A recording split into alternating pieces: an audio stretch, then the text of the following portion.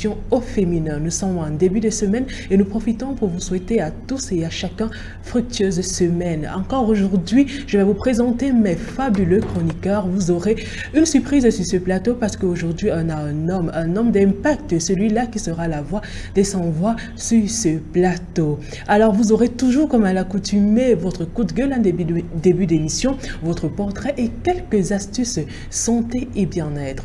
Aujourd'hui encore, on aborde un sujet essentiel et bien actuel dans notre société. Mariage et carrière de la femme, qu'est-ce qui coince?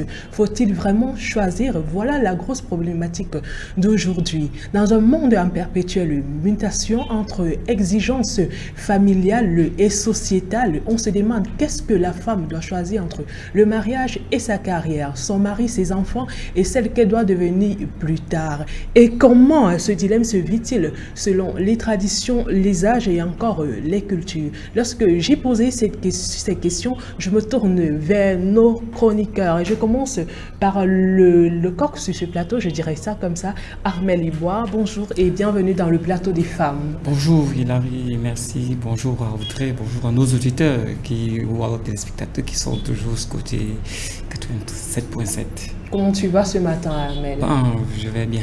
Vous avez vieilli de 5 ans, je vous l'ai dit. Le Armel, si je dis ça comme ça, que je connais, est un Armel de 20 ans, mais aujourd'hui, vous avez 35 ans. Qu'est-ce qui s'est passé le week-end? Peut-être j'adopte un autre look, qui sait? Un autre look, ouais. Fait un peu vieux là et tout. Oui. Pourquoi, et pour quel objectif? Parce qu'on me dit que j'ai un visage d'un gamin quand je me rase. Et donc, vous pouvez regarder la barbe, les cheveux et tout. Ouais. Mais moi, je vous aime raser. Parce que ça vous va mieux. J'ai pris note. D'accord, je me tourne vers notre riche anti, Audringa. Bonjour la toute belle Audrey. Merci, bonjour Hilary, bonjour à nos auditeurs et nos téléauditeurs. Comment tu vas ce matin Audrey? Enfin, en tout cas, je fais toujours l'effort d'être bien le lundi, le week-end a été? Oui. Le week-end a été de ton côté Audrey? Oui, toujours. Je m'arrange toujours à vivre un très bon week-end pour être de bonne humeur et partager ma joie de vivre. En tout cas, je ne vais pas renchérir. On se limite là. Quand je l'ai dit, je vous propose de prendre une transition et derrière on revient pour le coup de gueule du jour. De lundi à vendredi, nous sommes avec vous. Nous sommes en féminin. Au féminin, vos oreilles. Comme à l'accoutumée dans ce programme, on commence toujours par gronder les gens. Vraiment, on gronde toujours les gens en début d'émission. Et aujourd'hui encore, Audringa, donne-nous le coup de gueule du jour. Le red flag est agressé à qui? Alors aujourd'hui, on parle de la filouterie des prix dans les instituts et salons de beauté. Alors il arrive, vous savez, ces derniers temps, enfin ces dernières années, quand un homme arrive dans un salon ou bien un institut de beauté, monsieur, un café, il prend, on le coiffe, on le masse, vraiment des caresses même si possible. Et sauf qu'il se dit, bon, vu que j'ai l'habitude de venir ici, sinon je sais que la coiffure d'un homme ne coûte pas cher, trop 1000 francs. Et après on lui sort une facture de 5000 francs. En fait, le café et tout, lui, il se disait que c'était l'accueil, il était vraiment... Oui, mais après, moi, je pense qu'il faut souvent demander à des personnes qui n'ont pas besoin de ça. Hein. Oui, qui n'ont pas besoin de ça, mais quand moi, je vous comprends, Audrey, quand le monsieur arrive, un café, une bouteille d'eau, non, c'est souvent que c'est beaucoup plus l'accueil. Beaucoup plus l'accueil. Est-ce qu'il va s'imaginer que ça inclut peut-être dans sa facture qu'il doit payer? Et quand vous dites ça, ça me rappelle quelque chose. Tu vas dans un salon de coiffure, on te fait des massages et tout, tu dis que c'est l'article 2, l'intéressé aura droit aux privilèges et tout ce qui va avec. Dès que tu finis, on te dit, monsieur, le massage et peut-être le gommage ont coûté ceci et la coiffure fut cela. Imaginez, Audrey, que vous êtes sorti avec 2000 francs. Peut-être pour vous coiffer, on vous dit c'est 5000. Vous prenez les autres 3000 ou Armel. Bon, je ne sais pas, la filouterie se trouve à quel niveau? Chez le tenancier ou alors... Chez le tenancier, parce que il ne dit pas à la base que ces prestations-là sont gratuites. Ou payantes. Lorsque je viens pour un service, peut-être je vais trouver une clientèle. Alors en attendant, on doit me servir un café. Pas toujours. Laissons même l'histoire de Café Armel. Oui. Vous venez vous coiffer, vous savez que votre coiffure c'est 1000 francs. Oui. Vous vous coiffez, dès que vous finissez, il y a une dame à côté, elles sont souvent très belles, Oui. très accueillantes. Elle vous dit, monsieur, vous êtes tout beau, je vais vous faire un massage pour vous relaxer et tout. Je vous fais un petit gommage, ça va faire ressortir votre coiffure. Oui. Et toi, tout bêtement, tu dis, oui, madame, il n'y a Oui. pas de problème. Elle vous fait ça comme ça et après, vous facture. En amont, elle ne nous a pas dit que vraiment... C'est là, sera payant. mais, Ça sera mais là, payant. je ne paye pas. Je ne paye Là, pas. c'est pour ça Il y que a c'est un beaucoup gros d'hommes carton oui, il y a rouge. beaucoup d'hommes qui se plaignent hein, sur les réseaux, hein, qui se sont retrouvés en train de payer des factures pas prévues, enfin, en train de gérer, je sais pas comment dire. Enfin, en tout cas, on leur demande souvent que quand, en tout cas, beaucoup disent que ils se sont retrouvés en train de payer parce qu'ils avaient l'argent dans les poches, mais Oui. que si ça arrive À la encore, base, oui, ils n'étaient pas au courant. oui, oui. Mais ils c'est sont- malhonnête de leur part. Moi, mon coiffeur... Après, c'est aussi une Ce- stratégie marketing. Hein. Ah, Aussi. ça. Si peut-être moi j'avais Je sais 2000. que vous aimez bien les belles femmes. Si donc moi quand j'avais tu- 2000 Oui. et que je viens peut-être me raser et puis vous me sollicitez encore un autre service qui n'était pas prévu, mais moi je ne peux pas. Encore moi, je pense que ça chasse même les clients parce que pour quelqu'un qui est pris sur le coup, il va payer, c'est peut-être 5 000 ou Il ne plus 2 000, mais il ne revenir. reviendra Même s'il a pas. aimé le service, Oui, Audrey. c'est ça. Même s'il a aimé le Même service, s'il vous a êtes aimé sûr. le service. Sinon, peut-être il reviendra, il sera peut-être mieux préparé. Oui. Mais Il ne sera me pas dis- du tout fier. Oui, pas du Parce que tout. ça, c'est une arnaque. c'est On une voit la arnaque. scène ouverte. J'ai un frère qui me dit souvent, qui m'avait raconté cette histoire, Audrey, dans votre Ouais. cours, le gueule tombe même bien. Le gars dit que quand il arrive déjà dans un salon de coiffure, il dit, je veux me raser, pas d'autres prestations. Il exige, je ne veux pas de massage, Voilà. pas de tout, j'ai seulement l'argent du rasage. Point. Donc pour dire que ne m'ont proposé même pas vos Oui. choses-là. Donc si vous me proposez quelque chose, c'est que c'est gratuit. Parce que moi, je vous ai déjà dit que j'ai mes 1000 francs pour me raser. Le reste là, Vous savez aussi que quand l'homme voit la femme, il devient faible. hein. il devient faible, même ce qu'il n'a pas Ça. prévu. Et je vous assure, Armel, les femmes qu'on met là, c'est une technique marketing comme Oui. Audrey. Elles sont belles, elles sont douces. Et la manière dont elles vous parlent, je vous jure, vous tombez. Elle vous prend tellement bien, vous dites que ouais, vraiment, les 2000 que j'ai même dans la poche, ils me servent à quoi? Puis je Mais donne ça à la une femme fille là. comme celle-là qui va me caresser. Mais je donne ça, vous pensez qu'on n'a pas mis les hommes là-bas, pourquoi? Et qu'on a choisi les femmes. Tout est pensé en amont, hein. Donc, mais c'est quand même un gros carton rouge. Oui. Jamel voulait... Mais on sait que où il y a les femmes, ça attire, il y a de l'attirance. sur les Ouais, il y a femmes. de l'attirance. Vous voyez donc que c'est pas difficile de vous avoir. C'est pas anodin. Mais c'est quand même bien il y a souvent, peut-être vous afficher les prix. Les prix, oui, l'État. Voici, si on vous masse, voilà ce que vous En pouvez fait, c'est ce payer. que beaucoup d'hommes déplorent. Hein. Oui. Moi, je sais pas pourquoi ils ne font Que pas de ça. prendre Peut-être comme qu'ils se ça le disent que ça coup. va faire fuir les gens. Aussi. Vous voyez, non. Mais c'est pas moi, obligatoire. je trouve que Sauf que c'est pas obligatoire. Qui a dit que quand tu te rases, tu dois absolument faire le gommage, le massage et tout, et tout. Vous aimez ça, mais payez le prix aussi. Mais Vous bon. vous savez que ce qu'elles ont font lorsqu'on s'en va peut-être un endroit et les femmes, si peut-être le service coûte 2000 francs, on ne mettra pas 2000, on mettra 10 000, juste pour épater sa femme que non, Je suis. je suis quand même. Ne vous plaignez donc pas.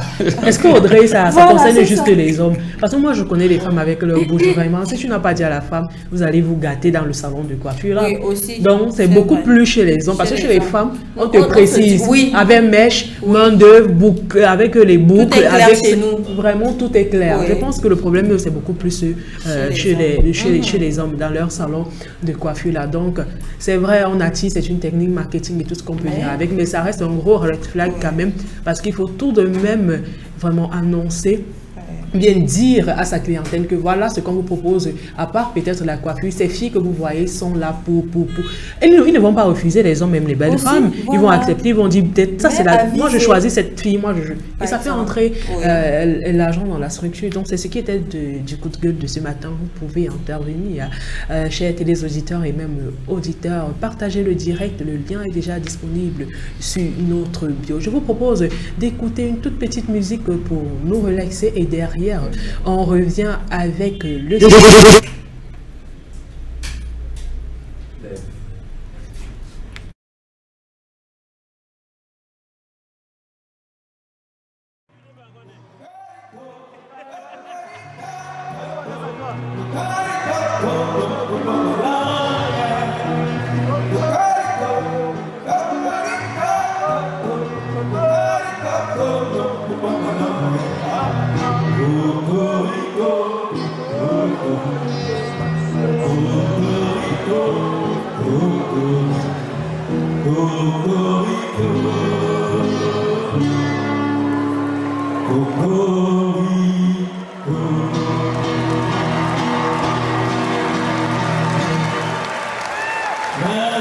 Célébrons la parole, la musique, la guitare.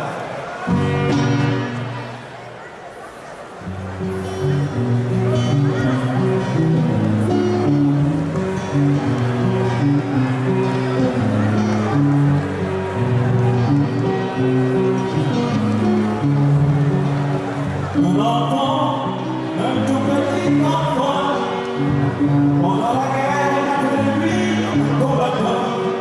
Il avait 10 ans, il n'avait que 10 ans.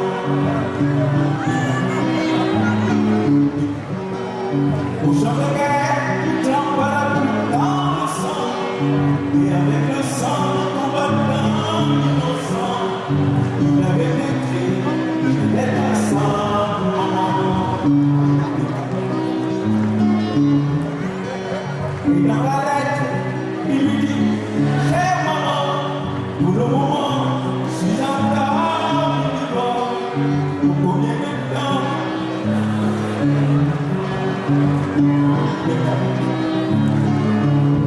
Car ici au champ de guerre, il n'y a pas de sentiment.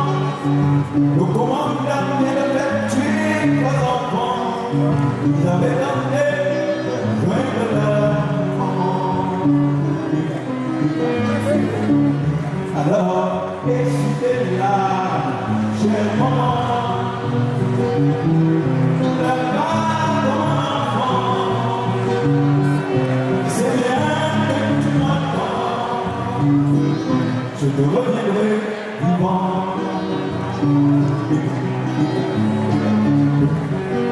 C'était une maman, une pauvre maman.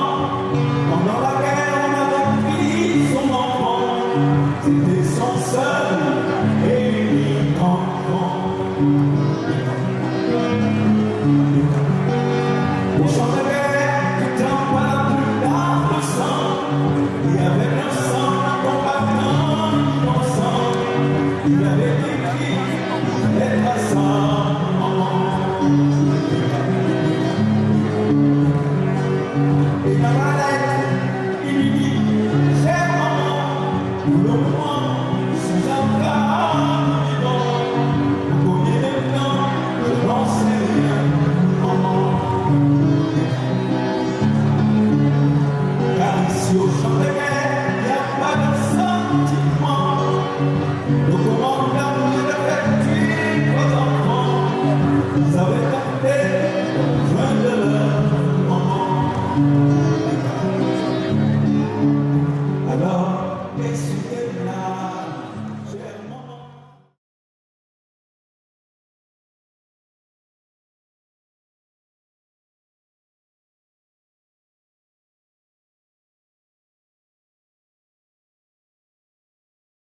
Faut-il vraiment faire un choix? Merci de rester en direct de nos pages, et vous qui nous écoutez à la maison à travers les ondes de la 87.7 FM, le numéro par lequel vous pouvez réagir, le 693 87 67 90. Par SMS, par appel, nous serons ravis de vous répondre ou encore de vous écouter. Alors je me tourne vers notre coq sur ce plateau. Alors Amel, quand on parle de priorité entre mariage et travail pour une femme, on pense directement à quoi? À une opposition ou une complémentarité entre ces deux aspects de sa vie-là? Bon, pour moi, je ne pense pas qu'il devrait y avoir une sorte d'opposition entre... Parce que tout être humain normal qui joue toutes ses facultés devrait avoir un emploi. Bon, en l'occurrence, la femme. C'est la femme. Devrait même d'abord commencer par être épanouie. Parce que l'épanouissement, oui, commence par... Elle est femme au foyer, et cela ne veut pas dire qu'elle ne devrait pas également travailler, parce qu'elle, à la base, elle a aussi ses besoins, ses envies. Si déjà l'homme à la maison, il paie le loyer, il fait ceci, il sera aussi une autre charge de prendre soin de sa femme. Certes, c'est sa femme, mais à un moment donné, il faut comment faire la On part a des besoin choses. d'aide. Oui, il faut faire la part des choses. Et une relation, c'est la complémentarité. J'apporte, elle aussi, elle apporte. Mais ça ne veut pas être une sorte de contrainte. D'abord, c'est pour son épanouissement, avant toutefois de venir dans le cadre familial. Oui. Ouais. Audrey, pourquoi ce débat même est encore très vif aujourd'hui? C'est quoi un problème de société? Ce que la société a imposé à l'être qu'est la femme? En fait, moi, je pense que certains de nos hommes aujourd'hui vivent en quoi d'époque. Parce que si les femmes ont ce souci-là, c'est parce que les hommes à la maison, il y en a qui n'acceptent pas encore que la femme doit sortir, travailler. Donc, pour lui, il faut que, peu importe le moyen. Ça, c'est l'époque de Mathusalem, là, Audrey. Sauf qu'il y en a qui, et ils le disent chaque jour, ils nous disent souvent, vraiment, on va avoir des femmes comme nos mamans ont été, qui sont à la maison, qui s'occupent seulement des enfants, qui ne sortent pas et tout. Pourtant, la société aujourd'hui impose à la femme de travailler, d'avoir ses propres sous. Encore que ça aide même à la maison. Il y a des femmes aujourd'hui qui sont abandonnées avec... les femmes d'aujourd'hui qui sont abandonnées avec leurs enfants ne sont pas comme les femmes d'avant, parce qu'aujourd'hui, elle ne va pas aller harceler l'homme ou bien se retrouver encore en train de peut-être aller au lit avec cet homme-là, pour que les enfants aillent à l'école. Oui, aujourd'hui, elle-même paye l'école, elle continue, elle paye la scolarité des enfants mangent et tout, même si les choses changent. Tu vois, mais au moins elle gère les premiers problèmes de base en fait. Audrey, est-ce que je pense qu'une femme qui est épanouie professionnellement parlant peut être aussi épanouie dans sa vie de famille? C'est l'idéal. Moi, je pense qu'une femme aujourd'hui, pour être heureuse, il faut être épanouie professionnellement parlant. Professionnellement, oui, pourquoi Audrey explique? Parce que ça évite beaucoup de frustration. Il y a des hommes vraiment qui, quand les femmes sont à la maison, ils leur lancent des mots, ils leur disent tout et n'importe quoi. Mais les hommes donnent beaucoup plus de respect de nos jours aux femmes qui sortent travailler. Vraiment, même si ce que tu fais ne te rapporte pas grand chose, le fait pour toi pour une femme de sortie, c'est déjà un plus.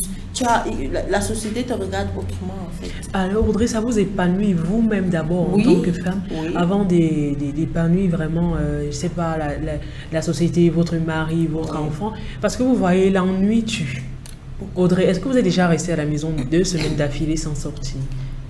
Mais je vous assure que c'est comme si vous mourrez à petit feu. Vous n'êtes pas malade, vous êtes en bonne santé, vous restez à la maison, vous ne faites rien.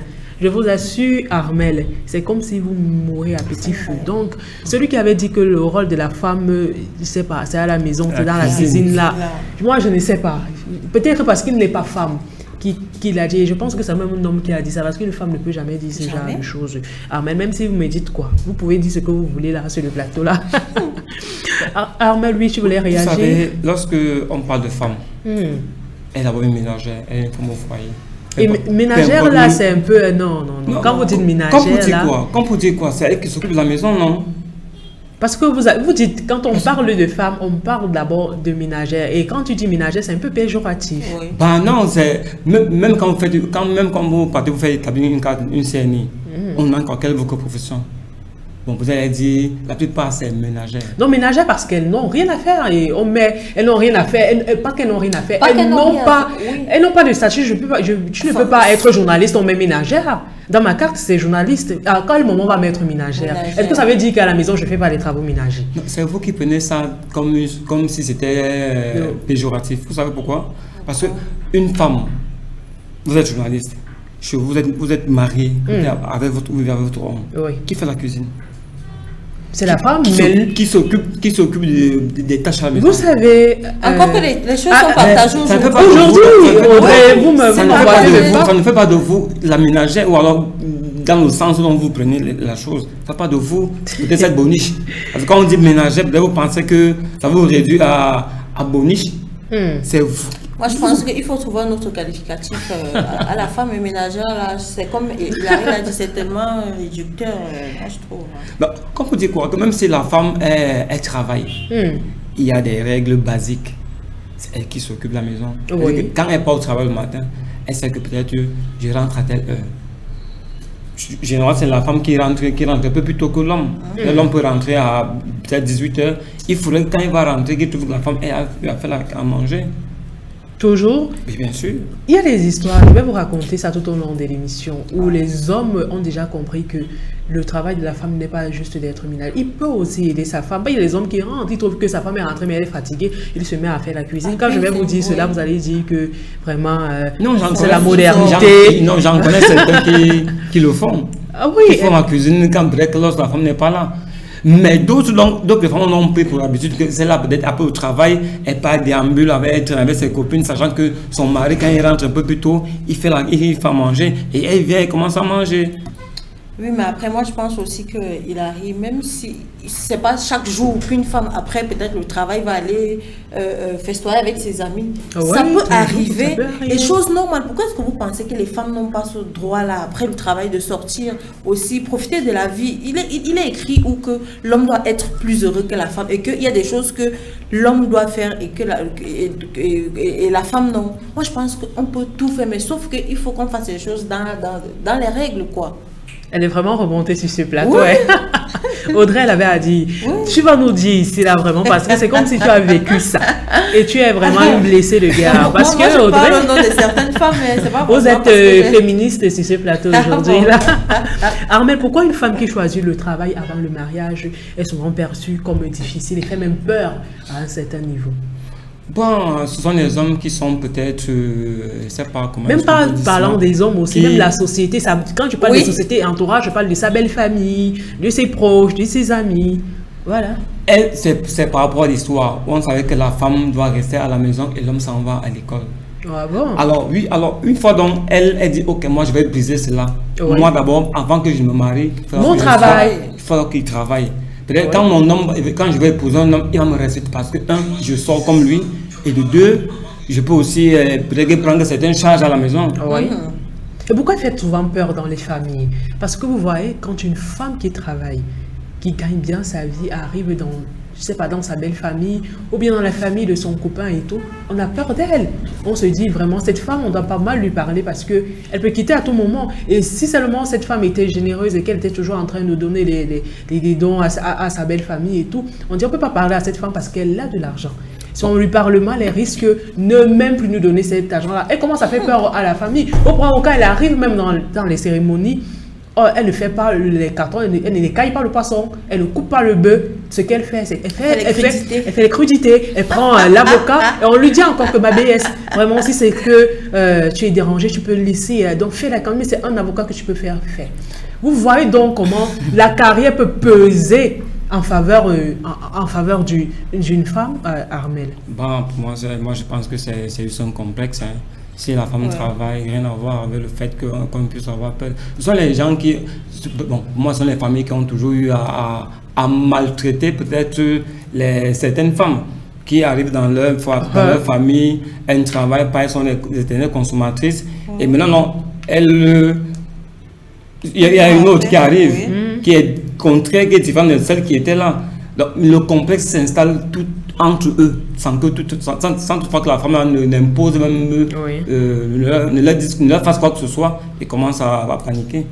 Armel, vous en tant qu'homme, alors, dites-nous sur ce plateau, est-ce que vous seriez à l'aise avec une femme qui concentre beaucoup plus sa carrière professionnelle qu'à sa vie familiale? Vous savez, lorsque on s'en va à l'école, on fait des études, on fait de longues études, les parents ont dépensé, ont saigné pour que dans l'avenir, leur enfant soit peut-être quelqu'un dans la société. Alors moi, qui suis-je pour pouvoir contrecarrer cela? C'est pas parce que nous sommes devant les caméras. C'est ça. Il faut dire ce que tu as dans le cœur. Il faut être réaliste. Il faut être parce que c'est que si peut-être, elle est ma femme, on va cheminer, elle ne prendra plus certaines choses, nos biens pour aller laisser dans sa famille. C'est pour nos enfants. Donc, si elle travaille, même c'est pour votre bien à tous. Bien sûr, ça va aussi m'épargner d'un certain nombre de charges, de choses. Comme je disais ici à l'entame de l'émission Audrey, les hommes ne voient pas plus loin que le bout de leur nez. D'autres interdisent formellement à leurs femmes de travailler. D'autres vont même plus loin en disant qu'ils ne peuvent pas faire la cour à une femme qui a déjà le baccalauréat. Donc quand tu as déjà le baccalauréat, vraiment tu es éliminé de sa liste parce qu'il ne veut pas une femme qui a des projets, qui va travailler, qui va faire X ou Y choses. Parce qu'il sait qu'une femme qui a fréquenté, une femme qui travaille a une autre réflexion. Alors, oui, tu voulais... moi, j'allais réagir? Il y a des hommes qui n'ont rien, vraiment pas quelque chose de concret à proposer à certaines femmes. S'il est malade, s'il meurt en chemin, s'il perd son travail et que vous avez une femme que vous avez interdit carrément de travailler, on fait comment? Tu te relèves comment? Qui gère l'équilibre familial? Voilà toutes les questions qu'on doit se poser, Audrey. On fait comment? Dis-nous. Alors, moi, je reste dans la logique de... Il y a beaucoup d'hommes aujourd'hui qui vivent encore l'époque, qui ont grandi vraiment dans un environnement, je ne sais pas comment qualifier ça. Est-ce que je ne pense pas que c'est l'ego de l'homme qui parle? Parce qu'à un moment donné, il s'est dit... si ma femme sort, elle ne va plus me respecter. Si elle gagne plus que moi, voilà ce qui va se passer dans notre foyer. Voilà. Et si donc elle est à la maison, j'aurai plein contrôle sur elle, sur sa personne, et elle n'ira pas faire X ou Y chose. Moi, j'aime souvent la phase où l'homme a toujours... Tu sais, chaque homme à un moment donné de sa vie, il y a toujours une phase là où ça ne va pas. Là où il est débordé, là où il a besoin vraiment d'une main forte pour le relever, pour gérer l'équilibre du foyer. Et c'est en ce moment-là qu'on guette la femme. Et si toi, la femme, tu es souvent considérée comme consommatrice, comme on le dit souvent, tu fais comment? Alors, Hilary, moi je pense qu'il y a des hommes aujourd'hui qui, enfin, c'est vous qui dites souvent qu'ils doivent être des mâles alpha, c'est ce que vous dites souvent. Des mâles alpha. Qui dit mâle alpha dit vraiment un homme qui n'a pas si je peux dire, des limites, tu vois. Quand je dis des limites, quand je parle de limites, je dis un homme normal, un vrai homme ne doit pas penser que cette femme qui va travailler ne va plus le respecter à la maison, ne va plus faire ceci, ne va plus faire cela, parce que c'est comment, Audrey, vous perdez je perds les mots. Vous perdez vos mots. Vous savez, il arrive, moi j'en connais un monsieur, qui il a fait connaissance d'une femme. Il a eu à l'épouser. Elle n'a pas fait de grandes études, de longues études, mais la famille de cette dernière a pu quand même lui payer une formation.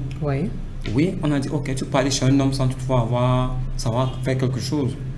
Et ce monsieur avait la possibilité de destituer sa femme du genre, tu n'as pas dépensé pour que ta femme suive une formation. Au moins, fait qu'elle travaille.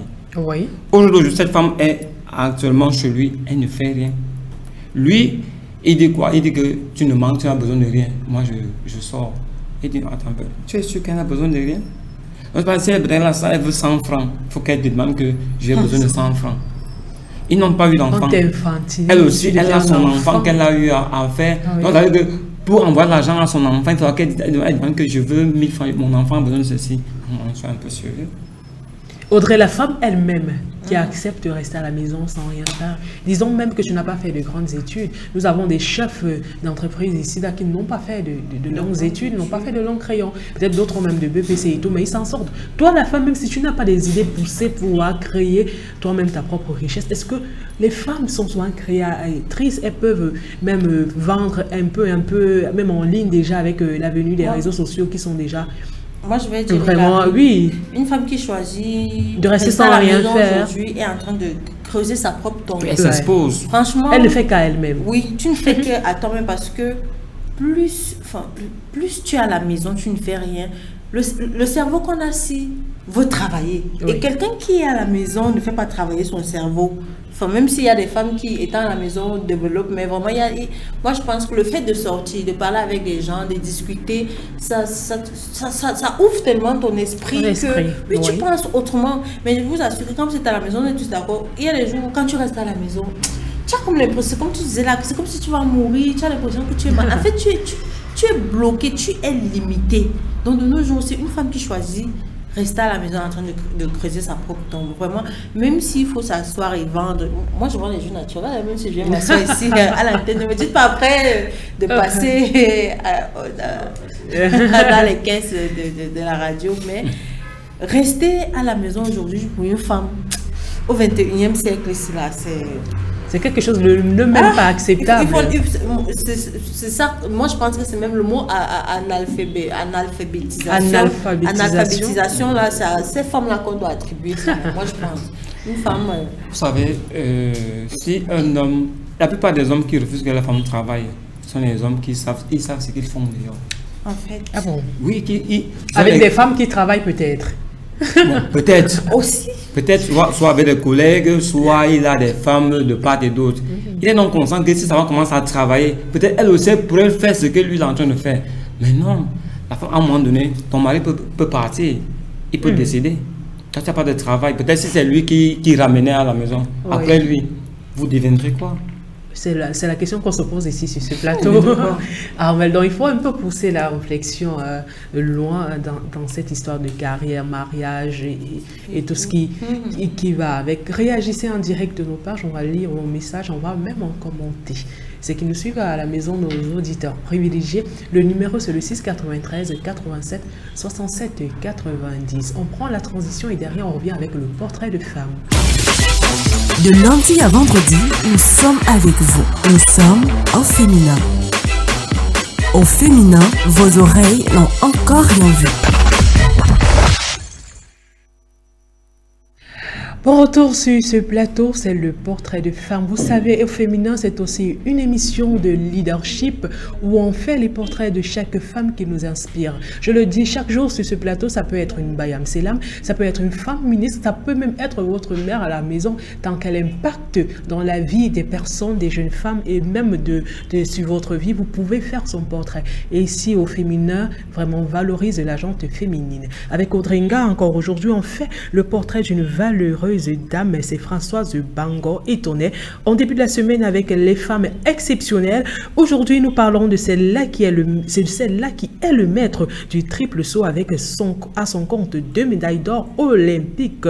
Comme vous l'avez attendu, je le disais en amont, il s'agit bien de la valeureuse Françoise Bango Etoné. C'est avec Larry Chanty. Alors, Hilary, aujourd'hui, enfin, je dis, la semaine-ci, c'est la semaine des athlètes. Ok, c'est le sport. On court sur ce plateau. Voilà, on va courir, vraiment, on va perdre un peu quelques kilos. D'accord, allons-y, Audrey. Alors, Françoise Bango Etoné, née le 14 avril 1976 à Yaoundé, est une athlète camerounaise spécialiste du triple saut. Sa carrière commence à fleurir alors qu'elle est élève au collège Sainte-Thérèse de Berthois, car elle y remporte ses premiers meetings d'athlétisme. C'est ainsi qu'elle se fait remarquer plus tard, en 1990, par l'entraîneur de l'équipe d'athlétisme de la Sonnelle, entendez, Société nationale d'électricité du Cameroun. C'est ce dernier qui lui donne les rudiments de son métier, lesquels lui ouvrent les portes de la sélection nationale. À partir de cet instant, Françoise Bango va briller par ses exploits en allant de succès en succès, comme ça a été le cas en 1995 au championnat d'Afrique centrale où elle a occupé la 3e place. Durant l'année 2005-2006, elle obtient une bourse universitaire pour intégrer St. John's University. Cette obtention a été favorisée par le programme culturel de cette université envers le Cameroun. Après avoir, dans un premier temps, pratiqué le saut en hauteur, discipline où elle est devenue championne du Cameroun, elle se consacre ensuite au triple saut avec une première médaille lors des Jeux du Commonwealth en 1998. Puis, lors de ses premiers Jeux olympiques à Sydney, elle se qualifie pour la finale où elle finit qu'à la 10e place. Dès les années suivantes, elle obtient sa première médaille en grand championnat lors des mondiaux 2001, des Montons terminant 2e. Ensuite, en 2002, elle gagne une nouvelle médaille d'argent aux Jeux du Commonwealth qui se sont déroulés à Manchester. En 2003, elle est de nouveau dévancée par sa rivale russe avant enfin de prendre sa revanche lors des Jeux olympiques d'Athènes en 2004. En 2005 et 2007, elle décide de se retirer des concours car en 2006, elle met au monde son garçon. Alors, c'est vrai quand même que le sport avec les femmes, il faut toujours mettre une pause à un moment. Oui, il faut faire sa maternité. Oui. Finalement, son absence des sautoirs dure jusqu'en début 2008. Françoise Bango a marqué l'histoire des Jeux olympiques en devenant la première femme à franchir les 15 mètres à 5 reprises. Lors de ses exploits en 2004, quand elle a remporté l'or avec un saut de 15,39 mètres, mais c'est quoi, hein? 15,39 mètres. Elle est nommée athlète de l'année en Afrique et plusieurs fois au Cameroun. Aujourd'hui, Françoise Bango forme les futures étoiles de l'athlétisme. Elle est une femme d'affaires et propriétaire d'un institut de sport et de l'éducation physique qui porte son nom. Françoise Bango se distingue donc non seulement par ses performances exceptionnelles dans le domaine du triple saut, mais aussi par sa détermination et sa volonté de représenter dignement son pays. Son parcours inspire le respect et montre que le travail acharné peut mener à l'excellence. Oh. C'était tout pour Françoise Bango.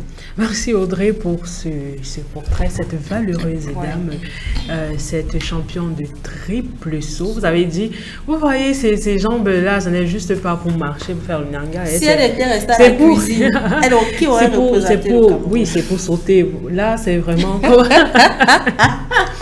Vous attaquez Ahmed sur ce plateau et même c'est pour dire que la femme n'est pas faite pour rester à la cuisine. Et même tous les hommes. Vous savez où j'ai vu cette femme pour la première fois? J'étais à une inauguration, j'y arrive enfin, à la CRTV News, on inaugurait la nouvelle salle de sport, Entertainment et tout. Elle était invitée, je l'ai vue. On a fait une interview, elle a dit Françoise Bango, machin, j'ai dit enfin je colle une image à ce nom. La chance de la voir, hein. Enfin je colle une image à ce nom, mais cette femme, comme on dit, souvent elle est bastos. Voilà. Elle ne vieillit pas, elle a son petit corps bien sec là, comme on dit souvent, elle n'a pas de graisse. Tu comprends donc Audrey, comme elle est une sportive, elle a gardé son corps intact, belle femme. Vous avez dit ici qu'elle est née en 1976, donc 49 ans.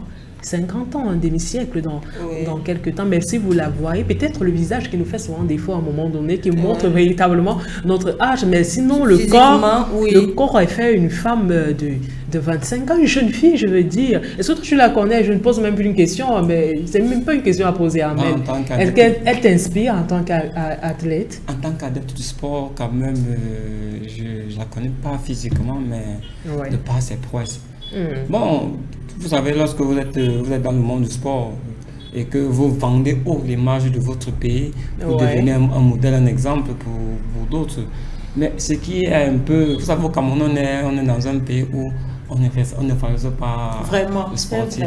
Je crois que c'est ça qui a coûté à ce qu'elle aille du côté de la France. Elle est naturalisée. Mais cela n'a pas empêché qu'après sa carrière, qu'elle revienne investir au pays. Elle a gardé, elle entretient de bonnes relations avec le ministère des Sports, ou qui, lorsque, après, dans son centre de formation, une fois on leur délivre des diplômes, il y a toujours cette collaboration entre le ministère et son institut. Donc, c'est à saluer, c'est applaudi de cette... Et on se dirait que c'est un Camerounais qui quitte leur pays, face au temps, pas ceux-là qui quittent ton pays, après dès que tu arrives, tu commences à dénigrer, ternir ton pays. Voilà, merci de souligner toujours ça, retourner aux sources, toujours savoir d'où l'on vient. Tu as vécu ici, tu t'es fait d'abord un nom avant de partir. Parce que la carrière, tu l'as débuté chez toi d'abord, mais avant toutefois de t'envoler. Mais pourquoi donc devenir, pourquoi ce pays qui a fait de toi ce que tu es devient ton ennemi? C'est un coup de gueule que vous envoyez à toutes ces personnes-là qui ne connaissent pas souvent leur terre natale. Je pense que tout le monde qui sort, quand même, pour la plupart, vraiment reviennent toujours au Cameroun parce qu'ils ont un coup de cœur vraiment pour leur terre natale. On dit souvent toujours savoir d'où l'on vient pour mieux savoir là où on va. Donc c'est un peu ça. Merci Audrey pour ce portrait du jour. On continue donc avec le sujet qui continue de meubler nos échanges ici sur ce plateau. Carrière de femme et mariage, qu'est-ce qui coince? Doit-on choisir? Si oui, quoi et pourquoi? Donc, continuez de réagir sur nos plateformes. On sera heureux de vous lire, de commenter même avec vous parce que c'est une émission où il y a inter-échange entre vous et nous ici sur ce plateau. Alors, Amel, est-ce que vous ne pensez pas que certains hommes aussi sont responsables dans le fait que certaines femmes doivent choisir entre mariage et carrière? Et bien sûr, les hommes, vous savez, la femme ne change pas comme ça du jour au lendemain. Il faudrait quand même qu'il y ait une cause qui va susciter en elle cette révolte. Le changement. Donc, et une elle su peut-être ce genre, cette injustice, bon, je vais le dire ainsi, ça va la pousser à être autonome. Et tout être humain normal devrait être autonome financièrement. Pas parce que vous êtes dans un foyer et puis vous dépendez de votre homme. Mais une fois que vous travaillez, donc, il faut faire la part des choses. reprenez, reconnaissez votre place. Vous êtes l'épouse, c'est pas l'homme qui porte votre nom, c'est vous qui portez son nom. Il faut faire la part des choses. Ouais, il a Restez, que chacun reconnaisse sa place. Je suis ton mari, tu es ma femme, et puis chacun, on devrait se respecter. Chacun joue son rôle. Bien sûr. Ouais. Audrey, il y a quelque chose que je ne comprends pas. Les hommes, chaque jour ici, si vous êtes sur la toile, dans les rues, et même dans nos familles, clament l'indépendance des femmes. À qui veut l'entendre, une femme doit être au travail, doit travailler autant pour moi. Je ne peux pas sortir avec une femme qui ne travaille pas, oui. Une femme qui ne peut rien apporter. C'est le 50-50 ou alors le 75-25. Chaque jour, il crie, il parle de ça. Mais après, il vient dire, vraiment, moi, je ne peux pas être avec une femme qui travaille déjà à tel niveau. Je ne peux pas être avec une femme qui entreprend. Je ne peux pas être avec une femme qui est ministre, DG et tout. C'est frustrant. C'est quoi le revers de la médaille et tout. Ils demandent quelque chose et qu'on leur sert, en fait, cette chose-là. En fait, ils rétrécissent, en fait, ils rebroussent chemin. En fait, les hommes n'étaient pas préparés à la mondialisation, je pense. Beaucoup d'hommes n'étaient pas préparés à la mondialisation. C'est pour ça que, la plupart ont grandi vraiment dans... Ils ont vu leur mère être les femmes au foyer. Beaucoup veulent en fait revivre ça. Tu vois, même dans le foyer, vraiment, beaucoup là souhaitent que l'enfant, ses enfants grandissent là, que c'est maman qui fait tout, papa sort seulement, l'homme vit. Parce qu'ils savent qu'une fois que la femme est financièrement stable, elle a le choix. Tu vois, c'est le fait que la femme ait le choix, c'est surtout le fait que la femme ait le choix là qui énerve beaucoup d'hommes. Les hommes ne veulent pas que les femmes aient le choix, ils veulent imposer leur loi en fait. Et une femme qui est financièrement stable, elle va te suivre jusqu'à un moment, elle saura dire non à un moment aussi. Donc Audrey, je pense qu'ils disent quelque chose et après ils font le contraire de ce qu'ils ont dit. Ils veulent la modernité, l'indépendance de la femme, mais ils ne sont pas capables les hommes veulent de subir les retombées. Ils veulent que les femmes, en fait les hommes n'ont plus du terre à terre, les hommes veulent que les femmes restent au marché vendre au trop, c'est-à-dire quand tu sors là, au trop, que ça se limite à ça. Ils ne veulent pas avoir des femmes dans des bureaux, ils ne veulent pas avoir des femmes chefs, ils ne veulent pas avoir des femmes patronnes. Oui, c'est ça le Audrey, avant de vous relancer, Armel, est-ce que ce dilemme existe aussi chez les hommes, mariage ou carrière? Est-ce qu'on parle de ça chez les hommes? Pourquoi ça fait trop de pression quand il s'agit de la femme? Alors, déjà, parce que nous sommes en Afrique. L'Afrique est, on dit pas patriarcale. Chez l'homme, il n'y a jamais eu de choix. Carrière ou mariage, il n'y a pas de choix à faire. Chez l'homme, on n'en parle même pas. Parce qu'en Afrique, on nous dit que c'est l'homme qui doit ramener. Oui, ce n'est même pas un dilemme. Oui. Mais pourquoi on ne peut pas dire que non, l'homme aussi ramène? Mais tu n'es pas obligé de te marier. Puisqu'on dit que la femme est obligée de se marier, mais elle n'est pas obligée de ramener. Puisque la femme en Afrique qui a réussi est celle-là qui a leur mariage. C'est ce qu'on nous fait croire dans nos familles. Dans nos familles, on te dit dans nos familles que... Fais tout ce que tu fais là. Fais tout ce que tu fais là, mais va en mariage. Laisse même le travail là, tu dois être mariée. Je vais me vanter devant mes amis comment, alors que ma fille n'est même pas mariée et tout. Même si ta fille est indépendante. Vraiment, je ne sais pas là où ça coince, même dans nos familles, dans nos sociétés. Chaque jour, je dis sur ce plateau que quand tu es femme, tu as moins un dans cette société. Et donc, tu dois te battre pour aller vers le haut. Amel voulait réagir tout à l'heure. Oui, je voulais dire quoi? Je voulais dire ceci. Même si peut-être ton homme, ton mari, décide d'aller, que tu ailles vendre des tomates au marché, peut-être toi, tu as peut-être un QI élevé. Tu peux développer. Lui, il t'a mis un comptoir. Au bout peut-être de 5 ans. Est-ce qu'il acceptera donc? C'est ça. Nous avons nos maris qui nous freinent. Comme la femme évolue même. Comme elle a dit, que certains hommes préfèrent que leur femme vende la tomate au marché.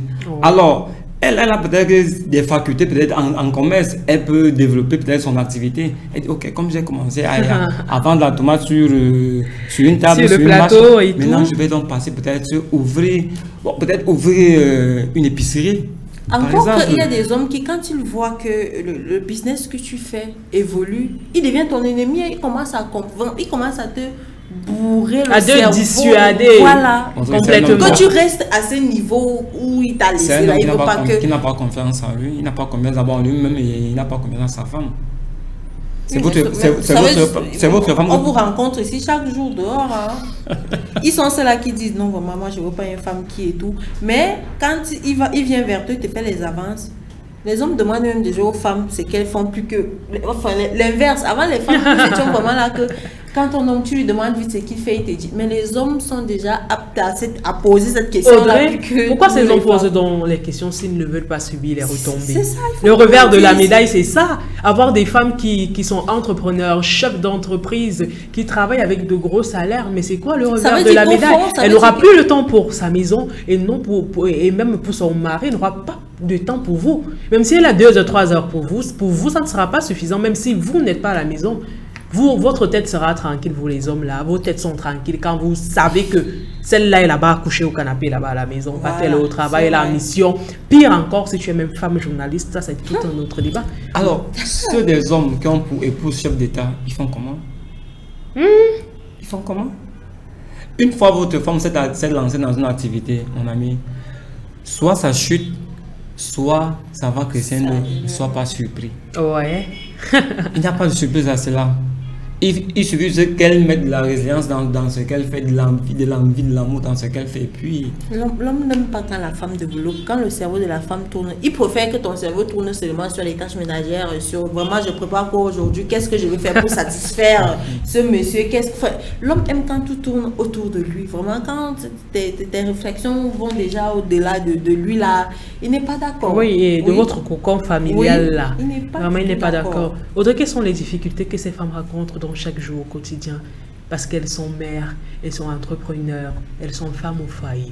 Alors moi je vais dire, c'est vrai, c'est beau de travailler, c'est beau d'être financièrement stable, mais émotionnellement c'est lourd, c'est vraiment chargé, c'est très difficile pour la femme. À un moment la femme ne se retrouve pas. Quand je dis la femme ne se retrouve pas... elle ne sait plus quoi faire, elle ne sait plus comment en fait gérer, même si elle a toute la volonté, à un moment donné elle est épuisée. Elle est épuisée. Elle se dit, qu'est-ce que je dois faire pour satisfaire tout le monde? Oui, et souvent beaucoup s'oublient. Alors, et c'est ça l'erreur, parce qu'une femme qui n'est déjà pas bien émotionnellement, forcément ça va affecter son cocon familial, son business par exemple, ou bien sa vie professionnelle en fait. Donc je pense que c'est lourd parce qu'à un moment la femme s'oublie, et quand tu t'oublies tu ne fais plus les choses comme tu devrais les faire en fait. Vous l'avez dit. Hein. Donc Armée les Bois, pourquoi une femme carriériste est parfois considérée comme carriériste, une femme qui met sa carrière en avant est souvent beaucoup plus considérée comme égoïste, alors qu'un homme dans la même situation est considéré comme homme responsable? Moi je ne vois pas d'égoïsme en cela. Vous avez dit tout être humain normal doit travailler. Elle est souvent considérée comme égoïste dans la société, Amel. On dit qu'elle ne pense qu'à elle. Alors qu'un homme qui fait pareil, pour lui, il est responsable, tout simplement. Si elle pense à elle ne s'est pas mariée à un homme. Ouais. Si elle ne pensait qu'à elle-même, elle serait restée peut-être dans le cadre familial, ou bien dit, ok, moi j'ai le rêve de tout être humain, c'est d'avoir un travail. Et, ok, j'ai là ce que tout être humain souhaiterait avoir, à savoir un travail. Et puis je peux me décider de ne pas me marier. Et puis vivre ma vie comme ça. Mais sauf qu'à un moment donné, il y a certaines postes dans des ministères où peut-être on peut t'octroyer, mais si tu n'es pas marié, mon ami, on dira que tu es irresponsable. Beaucoup plus chez l'homme que chez la femme. Hein. Bien sûr. Bon, comme j'ai parlé nous parlons de la femme, pourquoi j'ai dit elle peut décider de rester en solitaire. Oui. Mais à un moment donné, on va dire, ok madame, c'est bien, vous avez peut-être le background qui va avec, mais est-ce que vous êtes donc marié? Donc il y a peut-être ce chantage dans la société. Bon, d'autres même ne se marient pas parce qu'elles veulent, mais pour pouvoir consolider leurs avoirs. Amel, est-ce que vous pensez que les ententes des hommes d'aujourd'hui n'évoluent pas? Qui n'évoluent pas, ils veulent le changement, mais ils ne sont pas, les attentes, ils ne font pas partie de ces changements-là. Ils sont restés ancrés dans la tradition. Vous pensez que ces attentes-là n'évoluent pas? Bien qu'ils disent, mais derrière, on ne voit pas les actes. Toute personne a sa... Vous, en tant qu'homme, vous avez vos frères, vous avez des amis, votre entourage et tout. Pas parce que vous pensez comme ça que tout le monde pense comme ça. Hein. Moi, je pense que, même comme je ne dois pas donner mon avis, que ces mentalités-là n'évoluent pas. Aujourd'hui, ils sont ancrés toujours dans cette tradition en disant que la femme est celle-là qui doit être mère au foyer. C'est elle-là qui doit vaquer à tout ce qui concerne le foyer, les occupations du foyer, et que sais-je encore, et que seul l'homme a le droit à la parole et même au travail. Bon, si moi j'ai ma femme, elle dit, mais on s'accorde. L'histoire, c'est nous, l'amour, c'est nous. Notre relation, c'est nous. Alors, s'il fait peut-être du travail. Vous êtes prêt à faire des compromis à chaque fois? Comment ça? Et dit que vous êtes prêt à faire des compromis avec votre femme à chaque fois. Pourquoi pas? C'est en fait. tout à fait normal. À un moment donné, si vous avez une femme qui ne travaille pas... C'est trop beau pour être vrai sur ce plateau. Vous avez une femme qui ne travaille pas. C'est vous, elle sera d'abord la réseau du quartier. Hein. Que d'autres femmes sortent tous les matins, toi tu restes là au quartier, tu fais quoi? Tu deviens la commère. Tu fais le commérage sans vouloir, Amel. Même on te cherche juste les noises. Peut-être tu es chez toi, parce que tu ne sors pas, on va te dire, on te pose une étiquette. Donc tu ne te reconnais pas dans ça. Donc il est important. Moi je ne vois pas les hommes, c'est pas aberrant qu'un homme dise à sa femme de ne pas travailler. Ouais. Audrey, est-ce qu'on peut tout avoir en tant qu'une femme? Un bon mariage, un mariage heureux, une carrière où on est épanoui en même temps, tout ça là, est-ce qu'on peut avoir ça, Audrey? Moi je pense que si sans vouloir faire, je sais pas, mais je vais quand même parler. Il y a l'homme, il y a la femme, mais Dieu a beaucoup plus aimé la femme. Ça veut dire que... Je le dis pourquoi? Parce que on a des rondeurs. Tu vois, on a l'avantage, on a de belles formes, nous sommes belles, nous sommes et tout. Ça veut dire que Dieu a tout fait pour que la femme soit heureuse sur cette terre-là. En fait, les hommes, moi je dis toujours que les hommes qui dérangent les femmes, là, vous faites tout pour être l'ennemi du Créateur. Alors que vous devez tout faire pour que nous, les femmes, soyons heureuse pour que peut-être votre place au paradis soit assurée. Assurée, hein, je sais pas. Je pense que Audrey siège à la droite du Père. Elle vient vous passer les conseils, donner les directives. Donc la femme est faite pour tout avoir en fait, pour être heureuse. Donc les hommes qui vivent encore vraiment au 18e siècle là, encore même au 18e siècle, les femmes se révoltaient déjà. Donc c'est normal. D'une manière ou d'une autre. D'une manière ou d'une autre, c'est normal qu'en 2025, les femmes revendiquent leurs droits, que les femmes revendiquent l'égalité, même si moi vraiment votre affaire d'égalité là. Je suis pas... Vous l'avez dit, vous me faites penser à quelque chose où une femme disait que vraiment, votre histoire de 50-50 là, non, je suis une femme soumise. Hey. Je ne suis pas une femme, mais tu comprends, quand il s'agit de l'argent, vraiment, la femme est prête à être soumise. Mais quand c'est autre chose, elle dit vraiment, la soumission là, c'était une histoire d'époque. Quand vous partez vous coiffer avec votre propre argent, vous êtes belle, n'est-ce pas? Mais sauf que quand c'est avec l'argent de l'autre, c'est-à-dire que vous êtes encore plus belle. Vous êtes encore plus belle. Donc quand vous mangez l'argent d'un homme, c'est tellement... Vous rayonnez en fait. Encore plus quand une femme travaille. Comme Audrey l'a dit, lorsqu'une femme elle travaille, elle devient plus belle. Sérieux? On va dire que parce qu'elle est épanouie. On va pas dire que c'est la femme, on va dire que c'est son homme. Même si elle travaille, on va dire que c'est son homme qui fait. Nous voyons même dans nos quartiers, parfois tu marches avec ta copine, on dit que mais, ta gueule est bien et tu la gardes bien. Voilà. Toi-même, Audrey, en tant que femme, quand tu arrives ici, on dit mais ce gars-là te garde bien. Et pourtant, même, tu ne vois même pas la couleur de son argent. C'est ça. Ni même. Mais il a ces points-là. Donc, c'est comme ça. Donc, je vous propose de lire les messages jusqu'ici parvenus. On va les lire. Les hommes acceptent de plus en plus les femmes totalement instruites et stables financièrement pour l'éducation des enfants. Le mariage, maintenant, c'est par intérêt. Un homme qui travaille veut une femme aussi qui travaille. Oui, vous l'avez dit, elle s'appelle Annie-Laure. Elle a signé un autre message. Pour moi, ce n'est pas une question de choix, c'est une question de timing. Aujourd'hui, je mets toute mon énergie dans mon entreprise parce que c'est ma priorité actuelle. Mais je ne renonce pas au mariage. Je pense qu'une femme doit être libre de choisir son rythme sans pression sociale. Oui, elle a signé Audrey, donc votre bombo. Un autre d'accord. message. J'ai choisi de mettre ma carrière en pause pour m'occuper de mes enfants et je ne regrette pas. Ce n'est pas un sacrifice, c'est un choix personnel. Ce qui me dérange, c'est quand on pense qu'une femme n'est accomplie que si elle travaille. Chaque femme doit pouvoir décider de ce qui lui convient sans jugement. Alors là, ici, on ne va pas juger, c'est Karine. Alors, merci pour vos messages. Vous avez suivi, Audrey. Et nous sommes entre le marteau et l'enclume. Chacun donne son avis ici sur ce plateau. C'est ça même qui fait l'échange dans le cadre de notre émission Au Féminin. Je retourne vers notre coq. Est-ce qu'il n'est donc pas temps, Armel, qu'on redéfinisse réussite féminine aujourd'hui? Oui, bien sûr. En quoi faisant? En quoi faisant? Ouais. Lorsqu'une femme travaille, c'est une réussite. Lorsqu'elle est responsable, c'est quand on une redéfinit sa réussite féminine, peut-être que vous ne m'avez pas compris, Armel. Vous savez, nous sommes dans une société où, et certaines familles, certaines tribus même, sans indexer une, où quand une femme n'est pas mariée, elle n'a pas réussi. Travaille comme tu veux, mais tant que tu n'es pas mariée, tu n'as pas réussi. C'est pour ça que je demande, est-ce qu'il ne serait pas temps qu'on redéfinisse la réussite de la gente féminine aujourd'hui? Pour moi, le mariage, je l'ai dit, le mariage n'est pas une fin en soi. Vous pouvez être dans un foyer et que vous n'êtes pas épanoui. Oui. Le bon épanouissement, c'est peut-être votre autonomie financière. À mon avis, le mariage peut mettre, vous pouvez divorcer. En plus. Et puis, quand vous divorcez, peut-être que vous ne travaillez pas dans votre... Étant marié, vous divorcez, donc on commence à vous faire un chantier. Et comme il sait que vous ne travaillez pas, dès que vous divorcez, donc vous deviendrez quoi après le mariage? Et lui, il conduit sa vie et c'est donc vous qui serez dans les pleurs. Donc, il faudrait d'abord que chaque femme travaille avant.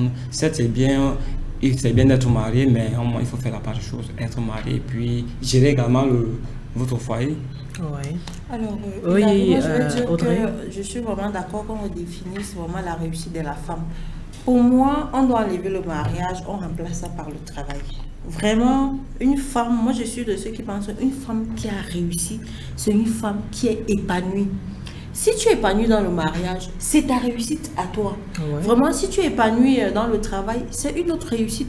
D'aucunes sont épanouies parce qu'elles ont fait des enfants, d'autres sont épanouies parce qu'elles se sont consacrées à leur carrière. En fait, moi je pense qu'on ne doit pas se limiter à la réussite de la femme, c'est le mariage. Ça fait partie, mais vraiment, merci qu'on m'a dit sur le plateau ici que le mariage n'est pas une fin en soi. Parce que quand nous les femmes le disons, nous sommes lynchés. Nous sommes taxés de femmes. Bref, je préfère m'arrêter là. Comment donc, Audrey, les femmes peuvent-elles s'organiser et même s'épanouir pour qu'elles n'aient plus... elles ne doivent plus, pour qu'elles ne choisissent plus en fait, qu'elles ne soient plus obligées de choisir entre carrière, mariage et tout. Comment on peut réorganiser tout cela? Vous pensez à quoi? Alors, pour réorganiser tout cela, alors c'est compliqué. Comment elles peuvent être soutenues? Par quoi? Par qui? Pour qu'elles ne soient plus entre le marteau et l'enclume, qui choisit, quoi laisser? Moi, je pense que la femme doit beaucoup être soutenue peut-être par l'État déjà, parce que je pense que quand un homme et une femme vont déposer un projet, la plupart des temps, c'est le projet de l'homme qui est facilement accepté. Parce qu'on se dit... Vrai ça, Audrey? Oui, parce qu'on se dit... À un moment donné, j'ai cru que c'était le contraire. Non, c'est l'homme. Parce qu'on se dit, il est disponible pour faire. Pourtant, c'est que la femme peut abandonner un projet pour les enfants. Une femme peut abandonner un projet pour son époux. Mais c'est difficile de voir un homme qui dit vraiment, j'abandonne ça pour les enfants. Oui. Vraiment, l'homme, quand il a décidé de faire quelque chose, il va jusqu'au bout. Les femmes...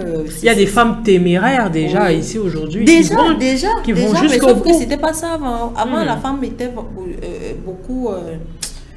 je sais pas, marginalisée. Je sais pas marginalisée à ce point. Stigmatisée. Ce que vous dites là est quand même recevable, Audrey. Vous savez pourquoi? Parce que vous voyez dans les écoles primaires où il y a un enseignant par classe, donc celui qui est là qui enseigne toutes les matières. Dans la classe de cours moyenne 2 où les enfants sont en examen, préparent l'examen, je vous l'ai dit, On n'accepte pas une femme là-bas. Oui. On ne met pas une femme au Koumaïndé parce qu'on sait que la femme aujourd'hui va te dire je suis en retard aujourd'hui, mon mari m'a tapé. Demain, c'est que je ne suis pas absente, enceinte, congé de maternité. Et donc on se dit que les enfants n'auront pas un bon suivi. Donc un homme, on le met là-bas, on sait qu'au moins l'homme ne te dira pas qu'aujourd'hui j'ai mal au ventre. Vraiment, aujourd'hui, j'ai accouché. Je suis allée avec l'enfant à l'hôpital. Demain, je suis allée avec l'enfant à l'hôpital. Il sera plus présent. Il peut avoir des problèmes, mais pas comme les femmes. Donc, on préfère mettre les femmes dans d'autres classes et tout. Et la seule femme, vraiment, moi, je dis toujours aujourd'hui, que moi, j'appelle femme militaire. Peut-être, moi, je dis que c'est ma maman, hein, parce que elle enseigne à l'EPA, les écoles d'application de l'État, là, et tout. C'est la seule qui a déjà fait au moins 6-7 ans au Koumaïndé. On ne change pas de classe parce que même la directrice dit qu'elle n'a jamais vu une femme homme comme ça, qui est là chaque jour de lundi à samedi. On se dit même si on met un homme là, je ne pense pas qu'il va avoir le niveau. Donc quand on vote, personne ne dit que vraiment laissez-la là-bas. C'est sa place. Donc, c'est un peu ça. Donc, les femmes aujourd'hui commencent déjà à prendre conscience de ce dont elles sont capables. Et même si elles sont enceintes, même si elles sortent d'un congé de maternité, elles sont focus sur l'objectif. Armel voulait réagir tout à l'heure ou bien... Bon. Enfin, moi, j'allais dire, oui, c'est vrai qu'aujourd'hui, on souhaiterait que la femme soit épanouie, vraiment, qu'elle fasse tout pour être bien, mais qu'on n'oublie pas quand même que la tâche de la femme doit consacrer sa vie à ses enfants. Pourquoi je le dis? Oui, à ses La dernière enfants. fois, je faisais le sport et il y a une dame qui racontait qu'il y a un monsieur qui est parti avec son enfant pour le déposer à la crèche. Mais sauf qu'il est arrivé devant l'établissement, il est descendu. On ne sait pas ce qu'il a fait. Après, il est remonté. Dans sa tête, il s'est dit qu'il a déposé l'enfant à l'école. Il est rentré au bureau avec la voiture. L'enfant était derrière. Comment ça, Audrey? Il dormait. L'enfant dormait le matin. Il a cours de travail dans la tête. Oui, l'enfant dormait. Et arrivé au travail, il a garé la voiture. Il a tout fermé et tout. Il a oublié l'enfant dans la voiture. L'enfant est décédé. Donc, étouffé. Oui, quand la personne, c'est son frère qui devait aller chercher l'enfant, arrive à l'école, lui dit qu'il n'a pas déposé l'enfant à l'école. Il dit non, je n'ai pas déposé l'enfant à l'école, comment j'étais à l'école et tout. Quand il finit de faire son show là, comment je finis le travail aujourd'hui là, je vais moi-même venir, vous allez m'expliquer. Quand il ouvre la voiture, il trouve l'enfant à l'intérieur. L'enfant était décédé. Waouh, c'est quelque chose. Donc je pense quand même que nous, on va beau dire ici qu'il faut que la femme travaille, que la femme fasse ici, mais quand ça elle ne doit pas oublier son rôle de mère, oui, de mère d'abord, parce que tu sais à un moment que le monsieur il était submergé, peut-être il a mis, la femme a dit que bon, gère tes enfants et tout, et il doit gérer le travail, peut-être il a mis les responsabilités dans son lieu de service, il a les enfants à gérer, il a. C'est là vous comprenez donc que la femme a beaucoup plus d'aptitude à faire tout. Plus que l'homme. Oui, au même moment. Oui, au même moment. Contrairement aux hommes, parce que le voilà qui était perdu. Il est descendu de la voiture. Je ne sais pas à quel moment il a oublié qu'il n'avait pas l'enfant. Bon, peut-être qu'à la maison, on n'allait pas. Et aussi la pression avec madame à la maison. Sauf que les femmes sont comment pour gérer. Vraiment, les femmes sont sous pression. C'est comme il a dit, quand tu n'es femme, tu as moins. La femme grandit sous pression. Mais elle parvient à faire vraiment la part des choses. Jamais tu vas entendre qu'une femme. Et tout le monde est satisfait. Oui, tu vois, jamais. C'est rare d'entendre que la femme a oublié d'aller chercher son enfant. La femme est plus maternelle, pourquoi? Parce que la femme aime son enfant plus que le père. Pourquoi? Parce qu'elle a porté cet enfant dans son ventre. Donc, il y a cette connexion entre l'enfant, entre elle et l'enfant. Donc le père lui sait qu'il donne seulement, peut-être qu'il va à l'hôpital, il dit ok, ça va. Donc il n'y a pas. Peut-être il va s'attacher à l'enfant, peut-être que l'enfant va naître, mais cet attachement n'est pas comme celui de la femme et de son enfant. Ça fait donc qu'on doit vous condamner, vous les hommes qui pensez que la femme est limitée. La femme n'est pas limitée, on peut tout faire, mais sauf que vous voulez toujours... Encore moi je pense que la femme n'est pas le sexe faible. Hein. Non, c'est même le sexe fort. C'est même le sexe fort, c'est pas vous les hommes qui... La femme doit travailler au fils, mais elle doit quand même reconnaître sa place qu'elle est femme au foyer. Oui, mais on reconnaît nos places, mais sauf qu'en voulant reconnaître nos places là, vous nous réduisez en fait. C'est pour ça qu'on se révolte. Parce que vous nous réduisez. À ce rôle de ménagère. Voilà, comme vous l'avez dit, Armel. Comme vous l'avez dit, on va prendre quelques astuces beauté, santé et bien-être directement et sans transition. Alors, téléauditeurs et auditeurs, aujourd'hui, je vous propose dans mon astuce santé comment avoir les mains moites, des mains bien douces là et bien tendres, bien au toucher par des mains vraiment granuleuses. On dirait il y a des graviers vraiment sur vos paumes de main. Alors, ce que vous allez faire aujourd'hui, c'est quelques petites astuces, 1 minute comme ça, on ne va pas durer. Vous prenez un tout petit bol, vous rajoutez du sel ou du sucre, mais je préfère le sucre parce que le sucre écrase beaucoup plus que le sel. Vous prenez du sucre, vous prenez du miel, du vrai miel, hein. Vous prenez du miel, vous prenez du citron que vous allez ajouter. Si le citron n'a pas trop de jus, vous allez encore ajouter un tout petit peu d'eau et prendre quelques gouttes d'huile rouge, 3-4 gouttes d'huile rouge, vous ajoutez dans ce bol-là et vous mélangez tout jusqu'à ce que le mélange soit homogène. Quand c'est déjà homogène, vous prenez, vous faites, je sais pas, vous essayez de faire le gommage sur vos mains, vous massez. J'aurais pu venir avec pour vous montrer en direct, mais ce sera prochainement.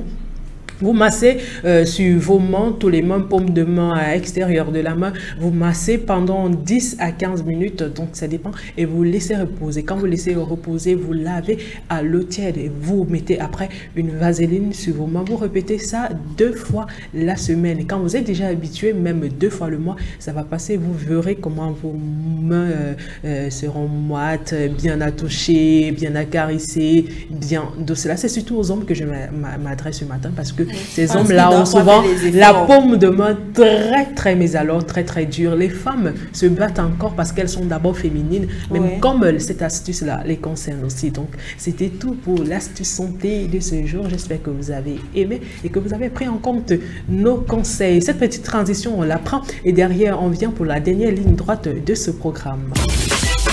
De lundi à vendredi, nous sommes avec vous. Nous sommes au féminin. Au féminin, vos oreilles n'ont encore rien vu. De retour sur ce plateau, on termine avec notre programme du jour. Aujourd'hui, on parle de carrière de femme, de mariage. Pourquoi ces deux ne font-ils pas bon ménage? Qu'est-ce qui coince? C'est la problématique principale d'aujourd'hui. On arrive déjà à la fin de notre débat. Armelle, si vous deviez conseiller une jeune fille de 20 ans aujourd'hui, que lui diriez-vous de privilégier? Mariage, carrière, famille, qu'est-ce qu'elle doit privilégier? Bon, pour moi, les deux vont ensemble, comme je l'ai dit. Il n'y a pas de... Qu'est-ce que vous dites donc à cette jeune fille-là? Bon, elles doivent juste faire la part des choses. Elles ne doivent pas se... C'est-à-dire, Amel, elles ne doivent pas être penchées sur un point, à savoir peut-être le mariage ou alors le travail. Elles doivent essayer de travailler sur les deux. Qui sont de bien s'organiser l'organisation. Hein. Une fois que vous gérez peut-être 2 choses à la fois, il faut juste savoir s'organiser afin de pouvoir s'en sortir. Il ne faut pas peut-être dans ton lieu de service qu'on dise que non, tu as des mauvais résultats. Et que par ricochet chez toi, on dise que non, tu es une mauvaise épouse. Donc il faut savoir, si vous avez décidé de travailler et d'être dans un foyer, il faut savoir gérer les deux. Alors, Audrey, le plus grand regret d'une femme que vous connaissiez, c'est quoi? D'avoir négligé sa carrière ou bien d'avoir laissé passer son mariage? Alors, de nos jours, s'il y a des regrets que les femmes ont, c'est d'avoir laissé le travail. Je pense que c'est même le beaucoup plus. Oui, beaucoup plus. Vous pensez que ces femmes-là ne regrettent pas d'avoir fait un mauvais mariage? Ça dépend aussi du mariage dans lequel tu étais. Hein. Parce que si tu étais dans un mariage où peut-être...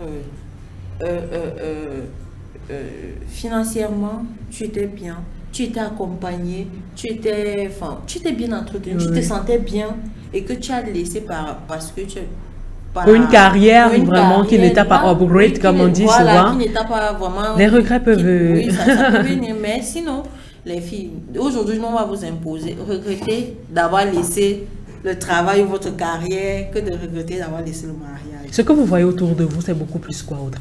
Des femmes qui regrettent beaucoup plus d'avoir laissé le mariage ou leur carrière. Oui, bon, c'est vrai que autour de nous, beaucoup de femmes regrettent beaucoup plus d'avoir laissé le mariage. Vraiment, ce qu'on vit dans notre société là. Beaucoup plus, je ne sais pas, une femme te pleure son mari, mais quand elle perd son travail, elle ne pleure pas. Elle ne pleure pas. C'est tout naturel, mais elle pleure un homme, elle pleure son mari. Non, c'est parce qu'on nous a imposé en Afrique que d'abord la réussite de la femme commence par le mariage. Et si elle n'est pas mariée, elle n'est pas épanouie. Moi, je vous prends souvent l'exemple d'une grande sœur à moi qui dit que son mariage n'est pas bien, mais elle ne peut pas partir parce qu'elle ne veut pas qu'on dise qu'une directrice de son état n'est pas mariée. Donc, elle ne peut donc pas laisser son mariage au profit de son travail. Donc, elle préfère faire les deux en même temps, même si à la fin, elle ne vit pas un bon mariage. Donc, vous corroborez avec ça, Armel, parce que vous... Parce que tantôt qu'il faut savoir gérer les deux.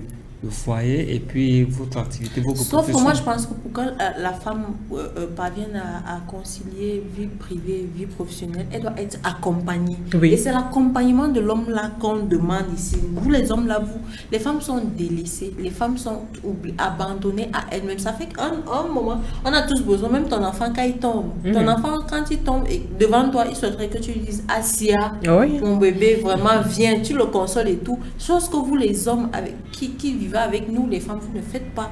Ouais. Vous savez, il y a des femmes qui vivent certaines situations sans toutefois partager avec leur mari. L'homme ne sera pas Dieu pour savoir que telle ma femme est en train de vivre. Ça dépend si tu as un mari qui, tu as essayé 1-2 fois de partager, de lui faire part d'une situation, il n'a pas pris ça comme tu aurais souhaité qu'il prenne. Enfin, il a banalisé, il n'a pas trouvé que... C'est normal qu'à un moment tu te retractes. Oui, c'est normal. Toi aussi, derrière ton mari, peut-être que ton mari a accepté que tu travailles. Ça voudrait dire quoi? Que peut-être chaque jour, tu lui fais peut-être pas de tes déboires. Que tes déboires peut-être dans le service. Et comme ça, là, tu vas voir, il va peut-être t'apporter peut-être des conseils. Peut-être que tu es dans le stress, il peut t'apporter peut-être des conseils, par exemple. Encore que je ne suis même pas d'accord que l'homme autorise la femme à travailler. Ça doit être... C'est pas comme une permission et puis on te donne une autorisation. Moi, je suis vraiment pas d'accord. Moi, vous allez me traiter de féminisme, mais je suis pas d'accord que la réussite d'une femme passe par son doit passer par la permission, l'autorisation de son mari. Non, je suis pas d'accord. Parce que quand peut-être ton père autorise ton mari à t'épouser, il dit quoi? Que c'est maintenant ton père. Je ne suis plus là, c'est maintenant lui qui devient ton père. Alors, tu ne peux rien faire sans son aval. Sauf qu'il y a des choses qu'on fait ici, même à nos propres, on ne demande pas et ça réussit. Oui, ça a réussi, Armelle. Donc, je pense que c'est un challenge, là, c'est un duo de choc sur ce plateau. Et si vous avez un choix à faire, Audrey, si vous aviez un choix à faire, ce sera quoi? Ambition au mariage. Moi, bien évidemment, ce sera mes ambitions d'abord.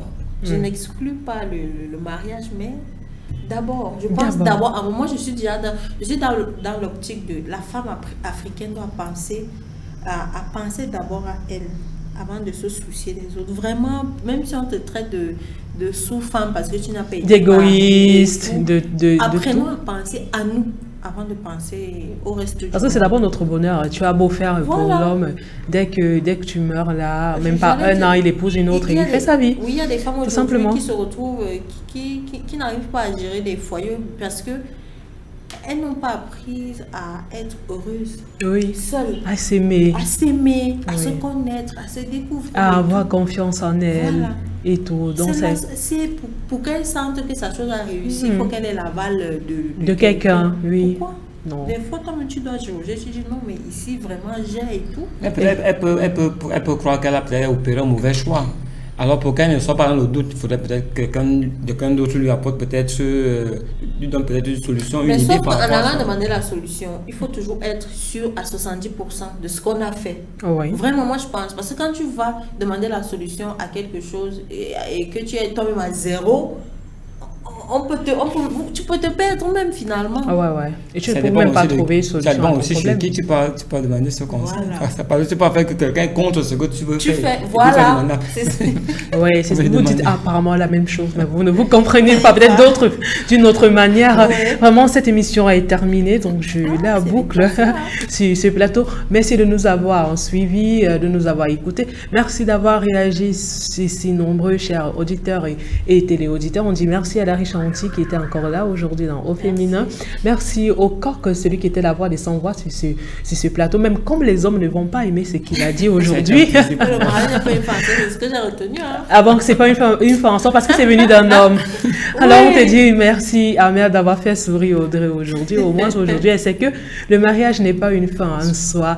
À la réalisation de ce programme, le très talentueux, le plus talentueux même d'Afrique centrale, c'est Serge V. Derrière les 1000 boutons de la technique, c'est notre mini-minor. Elle me menace du regard, Elisa Ablavi. Je ne saurais terminer ce programme sans toutefois remercier le PDG de l'Amour Région, M. Fabien Vier.